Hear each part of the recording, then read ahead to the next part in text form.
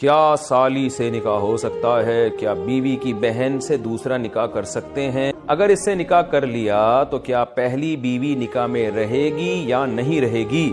آپ کے نکاح میں جب ایک خاتون ہے تو اس کی بہن میں آپ کو بالکل بھی دلچسپی کی شریعت نے اجازت نہیں دی ہے، وہ آپ کے لیے نامحرم ہے اور اس سے نکاح بھی آپ کے لیے حرام ہے۔ تو اگر کسی نے پہلی بیوی کے ہوتے ہوئے اس کی بہن سے نکاح کر لیا تو یہ بہن سے جو نکاح کیا ہے نا دوسرا، یہ نکاح کالعدم ہے، اس کا ہونا نہ ہونا برابر ہے، تو فوراً اس سے علیحدگی اختیار کر لے۔ پہلی بیوی کا نکاح برقرار ہے، اس کی بہن سے جو نکاح ہوا ہے وہ ناجائز ہے۔ ایک لڑکی جس کے باپ کو مرے ابھی صرف 1 مہینہ ہی گزرا تھا کہ اس کے بھائی نے اس کی شادی گاؤں کے ایک غریب لڑکے سے طے کر دی۔ لڑکی کی چاچا کو یہ بات بڑی ناگوار گزری۔ جب نکاح کے لیے حق مہر طے کیا جا رہا تھا تو لڑکی کے بھائی نے 7 تولے سونا کے بجائے 2 تولے سونا کر دیا اور حق مہر 3 لاکھ روپے کر دیا۔ لڑکی کے چاچا نے سوچا کہ شاید یہ اپنے بہن سے تنگ ہے، اس لیے سر سے بوجھ ہلکا کر رہا ہے۔ لڑکی کے چاچا کی اس رشتے کو منع کرنے پر اس کے بھائی نے بتایا کہ یہ اس کی پسند کا رشتہ ہے، وہ چاہے محل میں رہے یا جھوپڑی میں، بس میں یہی چاہتا ہوں کہ میری بہن خوش رہے، اس لیے میں اس رشتے پر راضی ہوا۔ شادی کا مقصد سکون، محبت اور رحمت حاصل کرنا ہے۔ اگر یہ تینوں چیزیں میسر نہیں ہیں تو عورت چاہے محل میں بھی رہے وہ خوش نہیں رہ سکتی۔ ایسی بہت سی عورتیں ہیں جو اپنے شوہر کی قدر نہیں کرتی، اپنے شوہر کو بھلا برا کہتی ہیں، اپنے شوہر کو تکلیف دیتی ہیں۔ تو میرے نبی صلی اللہ علیہ وسلم ارشاد فرماتے ہیں کہ جب کوئی عورت اپنے شوہر کو تکلیف دیتی ہے تو جنت کی حوروں میں سے ایک حور جو کہ اس مرد کی بیوی ہوگی، وہ حور کہتی ہے کہ اے عورت، اللہ تجھے تباہ کر دے، یہ تو تیرے پاس کچھ ہی دنوں کا مہمان ہے، تو اسے تکلیف نہ دے، یہ تو کچھ ہی دنوں میں تجھے چھوڑ کر ہمارے پاس آنے والا ہے۔ شادی کی پہلی رات اور بدصورت بیوی۔ شادی کی پہلی رات شوہر کمرے کے اندر داخل ہوا۔ اندر جا کر دیکھا تو اس کی بیوی بیڈ پر بیٹھی ہوئی تھی۔ اس نے اپنی بیوی سے کہا، تم مجھے پسند نہیں ہو، میں نے تم سے شادی میرے ماں باپ کے کہنے پر کی ہے اور گھر کا کام کروانے کے لیے کی ہے، نہیں تو میں تم جیسی بدصورت عورت کے ساتھ شادی نہیں کرتا۔ بیوی نے یہ سن کر کچھ نہیں کہا اور کھڑی ہو کر اپنے شوہر کو پانی دیا۔ شوہر نے کہا، مجھے نہیں پینا ہے، میں جتنا کہوں تمہیں اتنا ہی کرنا ہے، زیادہ ایڈوانس بننے کی ضرورت نہیں۔ یہ کہہ کر وہ سو گیا۔ آج شادی کو تقریباً 1.5 سال کا وقت گزر چکا ہے۔ شادی کے 1.5 سال میں ایک دن بھی ایسا نہیں گزرا جب شوہر نے اپنی بیوی کو مارا نہ۔ ایک دن بری طرح پیٹے جانے کے بعد بیوی نے اپنے پاپا کو بتانے کا فیصلہ کیا۔ اس نے اپنے پاپا کو کال لگایا اور ساری باتیں بتائیں تو اس کے پاپا نے کہا، بیٹا یہ تو کچھ بھی نہیں، تمہیں اگر اپنے شوہر کے ساتھ زندگی گزارنی ہے تو بہت کچھ سہنا پڑے گا۔ ایک مسلمان بہن کی شادی تھی، وہ دلہن بن کر تیار ہو کر بیٹھی تھی۔ دلہا لیٹ ہو گیا اس کے گھر پہنچنے میں اور اس کے آنے سے پہلے ہی مسجد میں اذان ہونے لگی۔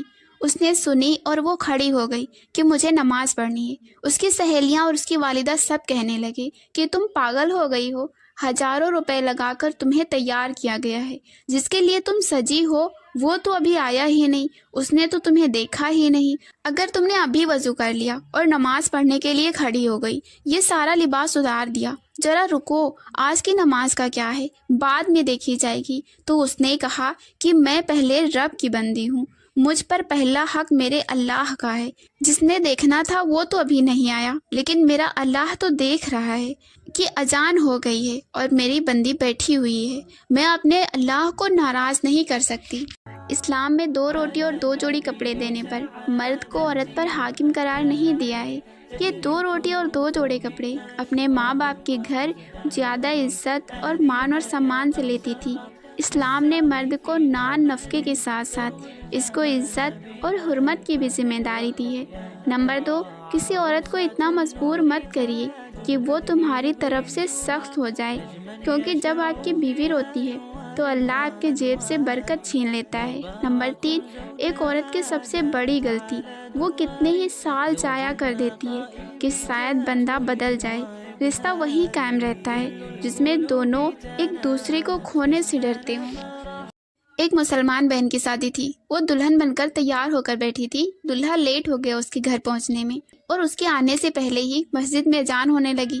اس نے سنی اور وہ کھڑی ہو گئی کہ مجھے نماز پڑھنی ہے۔ اس کی سہیلیاں اور اس کی والدہ سب کہنے لگے کہ تم پاگل ہو گئی ہو، हजारों रुपए लगाकर तुम्हें तैयार किया गया है।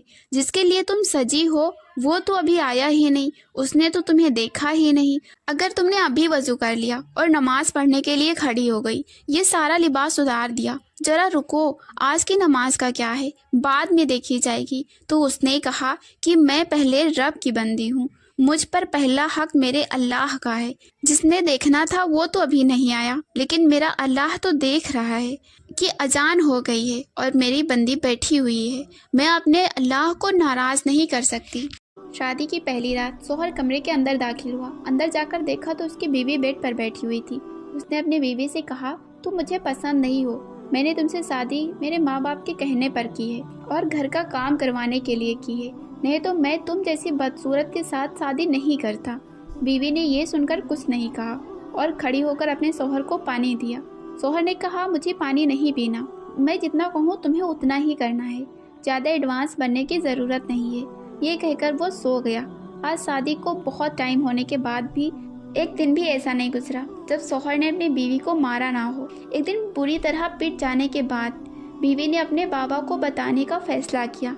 उसने अपने बाबा को कॉल लगाया और सारी बात बताई तो उसके बाबा ने कहा, बेटा ये तो कुछ भी नहीं, तुम्हें अगर अपने शौहर के साथ ज़िंदगी गुजारनी है तो बहुत कुछ सहना पड़ेगा। एक बहुत ही सीधी सादी लड़की की शादी एक ऐसे लड़के से हो गई जो बहुत ही जालिम था। वो बात बात पर उस पर गुस्सा करता, उसको मारता, लेकिन वो बेचारी दुबक कर एक कोने में बैठ जाती। एक दिन शौहर को किसी बात पर बहुत ज़्यादा गुस्सा आ गया और उसने उसको बुरी तरह से मारना पीटना शुरू कर दिया। वो बेचारी रोते हुए बोली, आप इस तरह बच्चों के सामने तो ना मारा करें। और फिर वो अचानक से कहने लगी, मैं जा रही हूँ, आपकी शिकायत करूँगी। शौहर बोला, मैं तुझे बाहर जाने की इजाज़त दूंगा तब ना। तो बीवी रोते हुए बोली, आपको क्या लगता है, आपने जो सारे दरवाजे खिड़कियाँ बंद कर दिए हैं, तो क्या इन सब से आप मुझे शिकायत करने से रोक लेंगे? शौहर इंतहाई ताजुब के साथ बोला, फिर तू क्या करेगी? बीवी बोली, मैं राब्ता करूँगी। शौहर ने बोला, तेरे तो सारे मोबाइल भी मेरे पास हैं, जो तुझे करना है वो कर। बीवी ने कहा, मैं अल्लाह से राब्ता करूँगी, मैं अल्लाह से तुम्हारी शिकायत करूँगी। देखिए, अल्लाह किसी खिड़की या दरवाजे या मोबाइल का मोहताज नहीं होता। अल्लाह हमेशा हमारे साथ है। ऐसे कामों से अल्लाह से डरे।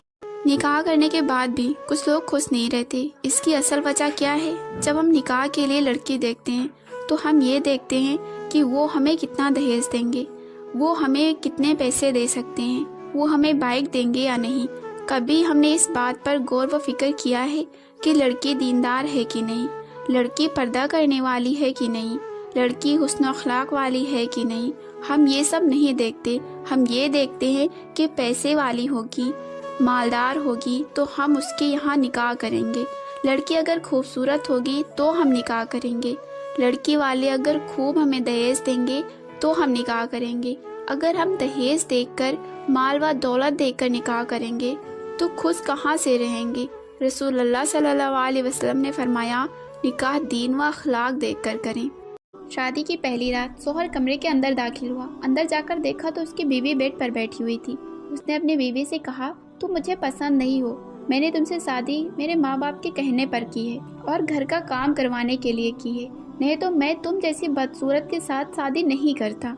बीवी ने ये सुनकर कुछ नहीं कहा और खड़ी होकर अपने शौहर को पानी दिया। शौहर ने कहा, मुझे पानी नहीं पीना, मैं जितना कहूँ तुम्हें उतना ही करना है, ज़्यादा एडवांस बनने की ज़रूरत नहीं है। ये कहकर वो सो गया। आज शादी को बहुत टाइम होने के बाद भी एक दिन भी ऐसा नहीं गुजरा जब शौहर ने अपनी बीवी को मारा ना हो। एक दिन बुरी तरह पिट जाने के बाद बीवी ने अपने बाबा को बताने का फैसला किया। उसने अपने बाबा को कॉल लगाया और सारी बात बताई तो उसके बाबा ने कहा, बेटा ये तो कुछ भी नहीं, तुम्हें अगर अपने शौहर के साथ ज़िंदगी गुजारनी है तो बहुत कुछ सहना पड़ेगा।